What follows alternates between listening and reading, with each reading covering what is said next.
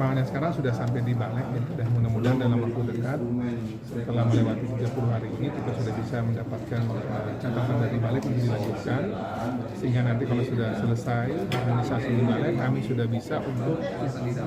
meneruskan hasil persetujuan Balek ini pada Badan Musyawarah DPR RI untuk nantinya bisa diagendakan dalam paripurna terdekat dan bisa disetujui menjadi usulan inisiatif DPR RI Komisi 9 nanti yang akan ditugaskan, dan kemudian nanti pimpinan DPR RI tinggal bersurat kepada Presiden untuk ini mulai bisa dibahas bersama dengan wakil pemerintah, Menteri Kesehatan dan Kepala Badan POM dan lain-lain. Dari hasil rapat terakhir bersama dengan Komisi 9 dan Kementerian Kesehatan juga BPOM, apa rekomendasi dari Komisi 9 melihat banyaknya kasus gagal ginjal yang terjadi di obat? Ya, kasus gagal ginjal ini sebenarnya adalah salah satu dari gambaran ya pentingnya pengawasan obat dan makanan di tanah air ini betul-betul harus menjangkau dari mulai proses awal ya, importasi bahan baku, karena kita bahan baku dan juga bahan obat ini masih banyak dari luar negeri, dari mulai importasinya, termasuk juga ketika akan mulai diproduksi, saat diproduksi dan akan didistribusikan di lapangan, termasuk juga saat akan dipakai di lapangan. Jadi jangkauan yang luas dari undang-undang POM ini yang menugaskan kepada Badan POM dan jajaran masyarakat ini tentunya menjadi sangat penting dan relevan, karena kita melihat kasus gagal ginjal ini kan ternyata disebabkan bukan oleh obatnya. Ini kan adalah zat yang ditambahkan untuk membantu agar obat ini bisa dioptimalkan kepada yang memakai ya, terutama anak kita. Ternyata justru zat yang bersifat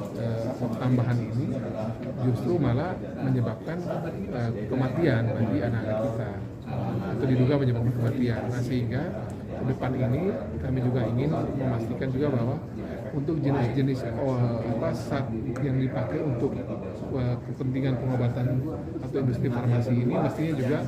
Badan POM juga terlibat dari awal di fase importasi tersebut. Bang, dari Komisi 9 sendiri mendorong nggak sih obat-obatan ini kan baru sebatas sirup ya, ada dorongan nggak dari Komisi 9 untuk mengawasi atau apa ya namanya obat-obatan di luar sirup kayak mungkin semua jadi gini, kayak etilen glikol dan etilen glikol ini kan bukan cuma dipakai untuk saat yang ditambahkan untuk pengobatan yang kategori sirup atau cairan, tapi juga dia bisa dipakai juga misalnya juga untuk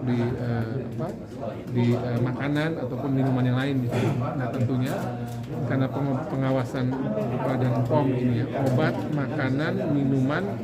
kosmetika dan obat nasional itu menjadi bagian dari tugasnya Balai POM ataupun Badan POM ini di pusat. Tentu kami meminta agar seluruh jenis sediaan farmasi dan yang tadi saya sampaikan itu juga semua diawasi oleh teman-teman dari Badan POM. Jadi bukan cuma di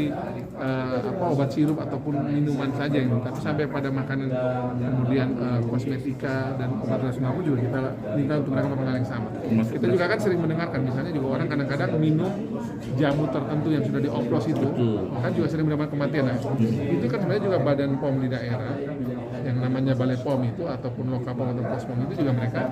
sebenarnya juga memang melakukan juga fungsi semacam itu. Nah, tapi kan tadi saya sampaikan ya, saking banyaknya produknya, saking banyaknya industri baik dari besar sampai UMKM yang terlibat ini, sehingga memang mereka jangkauannya terbatas ya, tidak bisa menjangkau semua.